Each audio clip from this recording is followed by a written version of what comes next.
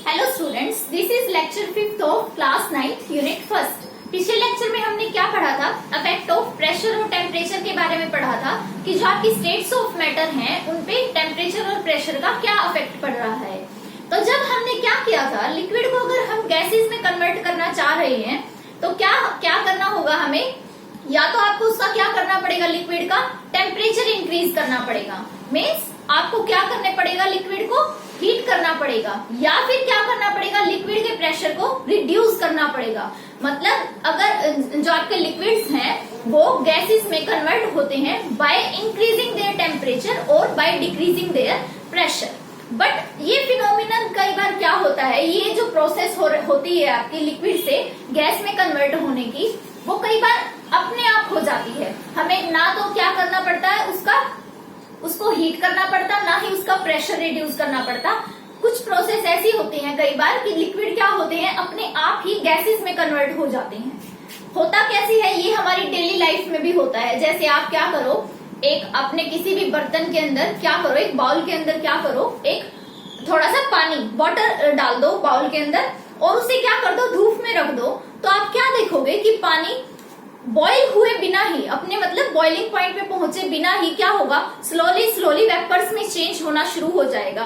मतलब आप थोड़ी देर के बाद अगर पानी जितना आपने डाला था दोबारा से उसका अमाउंट चेक करो तो पानी क्या मिलेगा आपको, कम अमाउंट में मिलेगा, क्योंकि पानी क्या हुआ, वेपर्स में कन्वर्ट हो गया। जबकि क्या किया, ना तो हमने उसे हीट किया, ठीक, ना ही हमने उसका प्रेशर रिड्यूस किया। तो ये प्रोसेस क्या हुई, ऑन इट्स ऑन हुई। ये प्रोसेस अपने आप हुई कि जो पानी था हमारा वो वेपर्स में कन्वर्ट हो गया।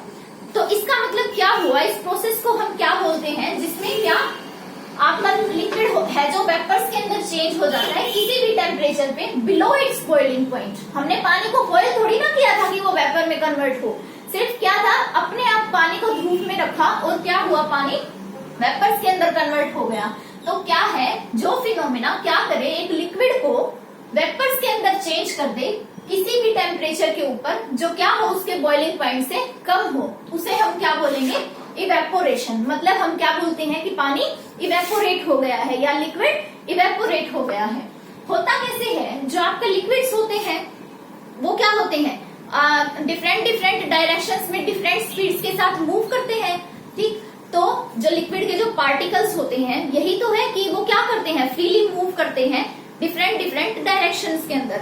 अगर वो क्या करेंगे, फ्रीली मूव करेंगे डिफरेंट स्पीड्स के साथ, तो क्या होगी उनकी, वो एक दूसरे से टकराएंगे, कोलाइड करेंगे एक दूसरे से। तो जब वो एक दूसरे से क्या करेंगे, कोलाइड करेंगे, तो काइनेटिक एनर्जी क्या होगी, कुछ लिक्विड्स की इतनी ज्यादा हाई चली जाएगी उस कोलिजन के दौरान कि जो क्या होगा, इतनी ज्यादा चली जाएगी कि जो फोर्सेस ऑफ अट्रैक्शन है उनको क्या कर लेगी, वो ओवरकम कर लेगी। मतलब जो लिक्विड के पार्टिकल्स के अंदर फोर्सेस ऑफ अट्रैक्शन है उनको क्या कर लेगी, वो काइनेटिक एनर्जी ओवरकम कर लेगी और वो जो फोर्स ऑफ अट्रैक्शन है वो वीक हो जाएंगे और टूट जाएंगे। इसलिए क्या करेगा, जो लिक्विड है, ठीक है, जो लिक्विड है वो किसमें कन्वर्ट हो जाएगा, आपके वेपर्स के अंदर कन्वर्ट हो जाएगा। जो आपके लिक्विड के पार्टिकल्स हैं वो लिक्विड के सरफेस को छोड़ देंगे और किसमें कन्वर्ट हो जाएंगे, वेपर्स के अंदर, ड्यू टू कोलिजन। कोलिजन हो रहा है उनके बीच में, लिक्विड्स के बीच में। क्यों? क्योंकि लिक्विड के पार्टिकल्स मूव कर रहे हैं और वो पार्टिकल्स मूव कर रहे हैं तो वो उनके बीच में कोलिजन हो रहा है। कोलिजन होने से क्या हो रहा है, उनकी जो काइनेटिक एनर्जी है कुछ पार्टिकल्स की इतनी ज्यादा हाई चली जाती है कि वो क्या करती है, ओवरकम कर लेती है जो पार्टिकल के बीच में क्या है, फोर्सेस ऑफ अट्रैक्शन है, और उन पार्टिकल्स को क्या कर देती है, ब्रेक कर देती है, दूर दूर ले जाती है और पार्टिकल्स किसमें कन्वर्ट हो जाते हैं, आपके वेपर्स के अंदर। अब फैक्टर्स क्या क्या है जो इवेपोरेशन को क्या करते हैं, अफेक्ट करते हैं। तो हमारे पास 3 टाइप के फैक्टर हैं। कैसे, सरफेस एरिया फर्स्ट, सेकंड क्या है, अगर हम क्या करें, टेम्परेचर को इंक्रीज करें, या फिर क्या करें, हम ह्यूमिडिटी को डिक्रीज करें। तो यहाँ पे क्या है, हम अभी सरफेस एरिया को डिस्कस करेंगे। सबसे पहले क्या है, जो आपका इवेपोरेशन है वो क्या है, एक सरफेस फिनोमिनन है। सरफेस फिनोमिनन का मतलब क्या होता है, only particles present on the surface of liquid gets converted into vapours. Surface phenomenon का मतलब क्या है, जो पार्टिकल्स आपके सिर्फ लिक्विड के सरफेस के ऊपर प्रेजेंट होंगे, सबसे ऊपर वाली लेयर पे जो पार्टिकल्स प्रेजेंट होंगे वो सबसे पहले क्या होंगे, वेपर्स में कन्वर्ट होंगे। इसीलिए इसको क्या बोला है, एक सरफेस फिनोमिनन बोला है। लिक्विड के सरफेस के सबसे ऊपर जो पार्टिकल्स होंगे वो सबसे पहले क्या होंगे, वेपर्स के अंदर कन्वर्ट होंगे। इसलिए क्या है, आपका इवेपोरेशन है जो एक सरफेस फिनोमिनन है।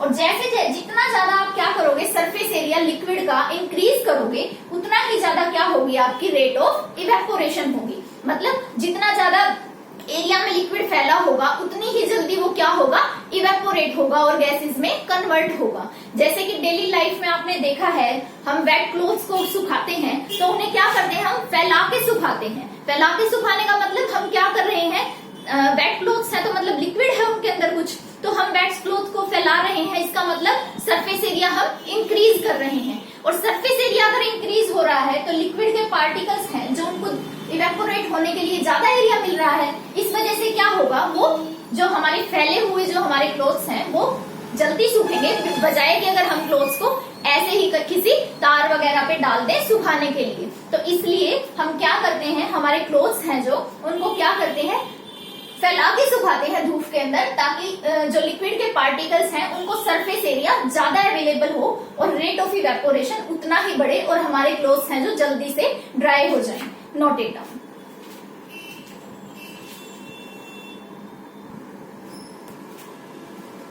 सो स्टूडेंट्स, अब हम डिस्कस करेंगे सेकंड इफेक्ट के बारे में। जो सेकंड आपका फैक्टर है वो कैसे इफेक्ट करता है इवेपोरेशन को, वो है इंक्रीज इन टेम्परेचर। तो क्या है, evaporation of water is fast if the atmospheric temperature is high. अगर आपका क्या है, एटमॉस्फेयर का अगर टेम्परेचर आपका ज्यादा है तो इवेपोरेशन है जो वो लिक्विड का या वाटर का क्या होगा, फास्ट होगा। क्यों होगा, क्योंकि अगर टेम्परेचर आप इंक्रीज करते हो तो क्या होगी, लिक्विड के जो पार्टिकल्स हैं लिक्विड के सरफेस पे, उनकी काइनेटिक एनर्जी इंक्रीज होगी। अगर टेम्परेचर इंक्रीज होगा तो काइनेटिक एनर्जी इंक्रीज होने से क्या होगा, पार्टिकल्स क्या करेंगे, ओवरकम कर लेंगे फोर्सेस ऑफ अट्रैक्शन को। ठीक, काइनेटिक एनर्जी इंक्रीज होने से क्या होगा, जो लिक्विड के पार्टिकल्स हैं वो क्या कर जाएंगे, जो उनके बीच में क्या है फोर्सेस ऑफ अट्रैक्शन लगा हुआ है उसको ओवरकम कर लेंगे और दूर दूर चले जाएंगे और किस में कन्वर्ट हो जाएंगे, वेपर्स में, जल्दी से जल्दी। अगर आपका क्या है, टेम्परेचर हाई है तो आपने देखा होगा कि जैसे समर्स के अंदर क्या है, जो आपके क्लोथ्स हैं वो जल्दी ड्राई होते हैं बजाय कि विंटर के। क्यों, क्योंकि समर्स में क्या है, जो आपका एटमॉस्फेयर का टेम्परेचर है वो हाई रहता है। इसकी वजह से क्या है, जो लिक्विड के आपके पार्टिकल्स हैं जो आपके क्लोथ्स में गीले हैं, जो उसके अंदर लिक्विड है, उसके पार्टिकल्स को क्या है, उनकी काइनेटिक एनर्जी इंक्रीज हो रही है, वो मूव कर रहे हैं because of increase in temperature of atmosphere. और इस वजह से क्या हो रहा है, वो पार्टिकल्स क्या कर रहे हैं, ओवरकम कर रहे हैं अपने फोर्सेस ऑफ अट्रैक्शन को और किसमें कन्वर्ट हो रहे हैं, वाटर वेपर्स में। और यही रीजन है कि जो समर में है आपके क्लोथ्स जल्दी ड्राई होते हैं बजाय कि विंटर्स के। अब आता है आपका थर्ड फैक्टर, क्या है वो, decrease in humidity. Basically humidity होता क्या है ये amount of water vapours present in the air, कि आपकी एयर है जो उसके अंदर कितना अमाउंट है वाटर वेपर्स का, उसको बोलते हैं ह्यूमिडिटी। तो अगर हाई होती है आपकी ह्यूमिडिटी तो इसका मतलब क्या है, एयर के अंदर क्या है, high amount of water vapours present है। और इसकी वजह से क्या होता है, जो अगर कहीं और लिक्विड है तो वो क्या करती है, सिर्फ ओनली फ्यू जो है वाटर वेपर्स का अमाउंट है उनको क्या कर सकती है, होल्ड कर सकती है। क्यों, क्योंकि उसके एयर के अंदर पहले ही क्या है, high amount of water vapours है। और एयर क्या है, सिर्फ एक लेवल तक के, एक पर्टिकुलर लेवल तक के जो वाटर वेपर्स हैं उनको ही होल्ड करके रख सकती है। तो अगर आपकी एटमॉस्फेयर में ह्यूमिडिटी ज्यादा होगी, उसका मतलब क्या हुआ, एयर के अंदर पहले से ही क्या है, वाटर का अमाउंट ज्यादा है वाटर वेपर्स का। तो इसलिए अगर कोई लिक्विड आपने छोड़ा है खाली, जैसे आपने लिक्विड को रखा है, तो क्या होगा, उसके जो इवेपोरेट होने के लिए क्या चाहिए कि क्या हो, लिक्विड वेपर्स में कन्वर्ट हो जाएंगे। बट क्या होगा, जो रेट ऑफ इवेपोरेशन है वो घट जाएगा। क्यों, क्योंकि एयर के अंदर क्या है, पहले से ही अमाउंट ऑफ वाटर वेपर्स ज्यादा है, तो वो आगे और ज्यादा अमाउंट ऑफ वाटर वेपर्स को होल्ड नहीं कर पाएगी। तो इसलिए क्या है, वो जो रेट ऑफ इवेपोरेशन है लिक्विड का वो क्या हो जाएगा, डिक्रीज हो जाएगा। ठीक, तो इसलिए हमें क्या रखनी चाहिए, अगर आपकी ह्यूमिडिटी क्या हो, कम हो, तो आपका रेट ऑफ इवेपोरेशन क्या होता है, इंक्रीज हो जाता है। और अगर ह्यूमिडिटी हाई हो आपकी, तो रेट ऑफ इवेपोरेशन है जो आपका डिक्रीज हो जाता है, because of high amount of water vapours already present in the air. ठीक, और इसमें एग्जाम्पल क्या है, जैसे क्या, we sweat a lot in humid weather, कि क्या है, हमें बहुत ज्यादा पसीना आता है ह्यूमिड वेदर के अंदर। क्यों? क्योंकि ह्यूमिडिटी क्या है एयर के अंदर, पहले से ही ज्यादा है, मतलब amount of water vapours air में पहले से ही ज्यादा है। तो जो हमारे बॉडी से स्वेट निकल रहा है वो इवेपोरेट नहीं हो पाएगा। क्यों? क्योंकि एयर के अंदर क्या है, पहले से ही क्या है, अमाउंट ऑफ वाटर वेपर्स ज्यादा है, और वो एक पर्टिकुलर लेवल तक के ही क्या कर सकती है, वाटर वेपर्स को होल्ड कर सकती है। तो जो हमारी बॉडी से स्वेट निकल रहा है, इस वजह से वो इवेपोरेट नहीं हो पाएगा। क्यों? क्योंकि एयर के अंदर क्या है, पहले से ही क्या है, high amount of water vapours है, इसलिए क्या है, वो जो स्वेट है इवेपोरेट नहीं होगा और वो हमारी बॉडी से ही क्या रहेगा, स्टिक रहेगा। ठीक है, नोट इट डाउन।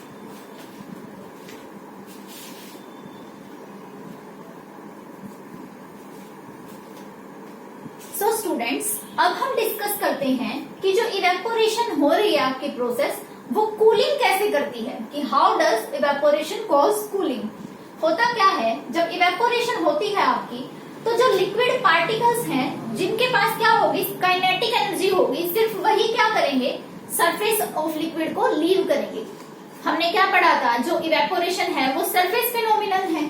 तो मतलब जो लिक्विड के सरफेस के ऊपर, मतलब सबसे ऊपर जो पार्टिकल्स होंगे वो क्या करेंगे, सबसे पहले इवेपोरेट होंगे। तो जो बाकी पार्टिकल्स हैं वो तो लिक्विड में ही रहेंगे। जैसे जैसे वो इवेपोरेट होते जाएंगे ऊपर वाले पार्टिकल्स, वैसे वैसे नीचे वाले ऊपर आते जाएंगे और फिर इवेपोरेट होंगे। तो यही है कि जब क्या है, इवेपोरेशन हो रहा है, तो ओनली लिक्विड पार्टिकल्स, सिर्फ वो लिक्विड पार्टिकल्स जिनके पास क्या है, काइनेटिक एनर्जी है, वही क्या करेंगे, लिक्विड के सरफेस को लीव करेंगे और क्या करेंगे, वेपर्स में कन्वर्ट हो जाएंगे।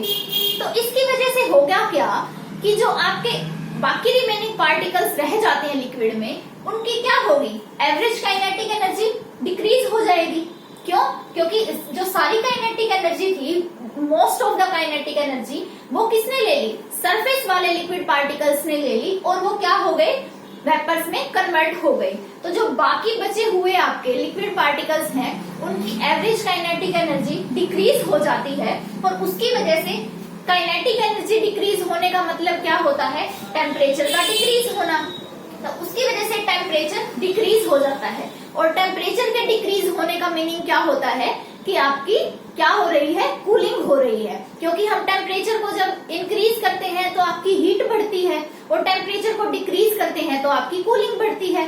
तो यही हुआ कि जो रिमेनिंग पार्टिकल्स थे लिक्विड के, उनकी क्या हो जाती है, काइनेटिक एनर्जी डिक्रीज हो जाती है, और इसकी वजह से क्या होता है, टेम्परेचर डिक्रीज हो जाता है। और तो इस प्रोसेस में क्या हुआ, जो इवेपोरेशन है वो क्या करती है, हमारी सराउंडिंग्स को कूल करती है।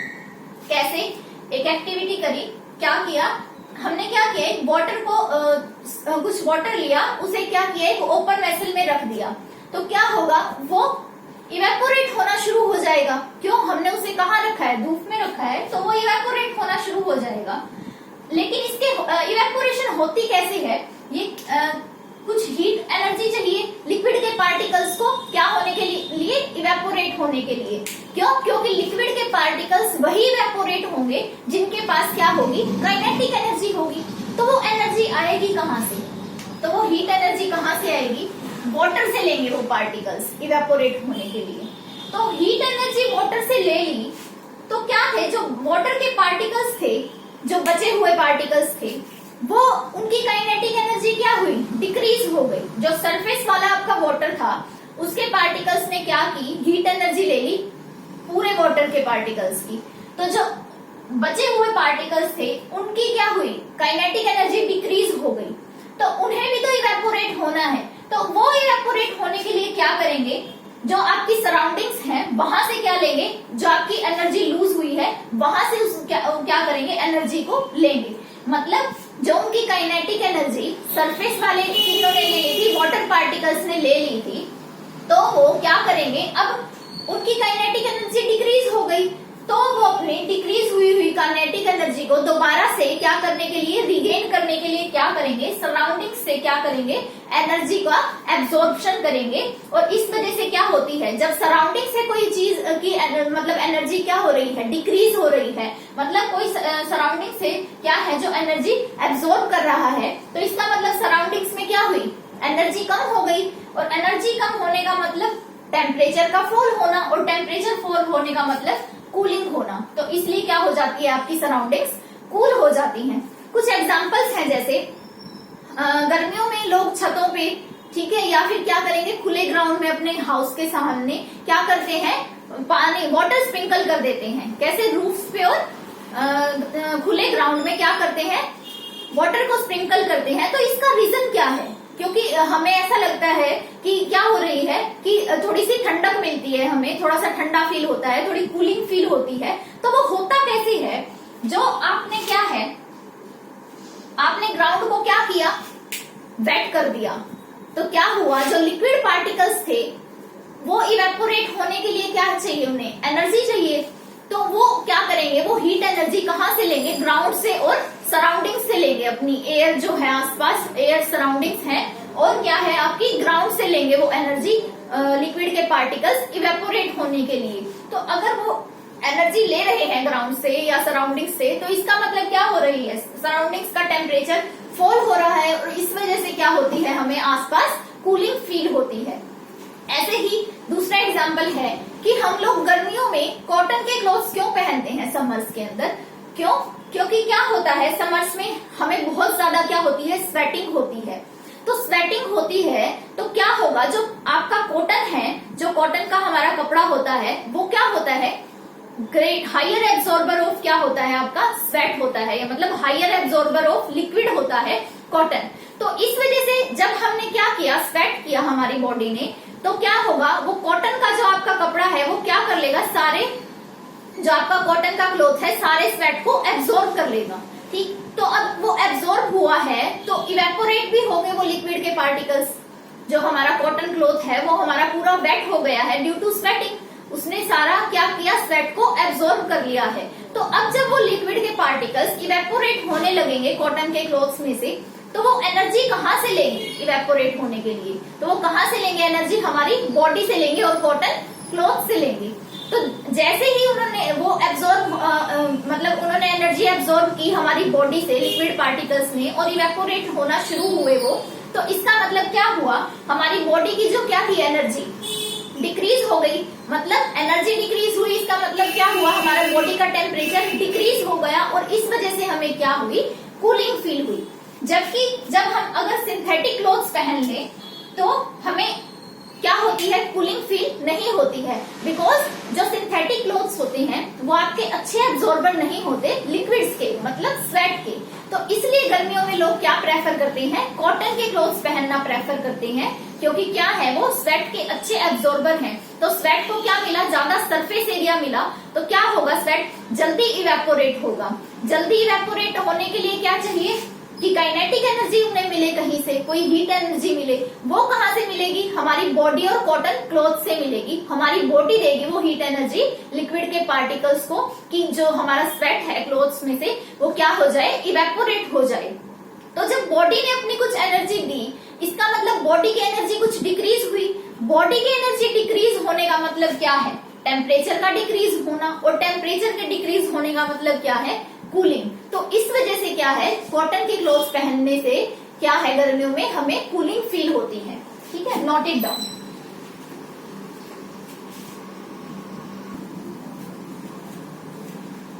सो स्टूडेंट्स, ये था आपकी यूनिट फर्स्ट। नेक्स्ट लेक्चर में हम यूनिट सेकंड स्टार्ट करेंगे, ठीक है, क्लास 9 की। तो आप इसको क्या करो, अपनी नोटबुक में नोट डाउन कीजिएगा, ठीक है, सभी क्वेश्चंस करने की कोशिश कीजिएगा, और हम नेक्स्ट लेक्चर से सेकंड यूनिट स्टार्ट करेंगे। Note it down.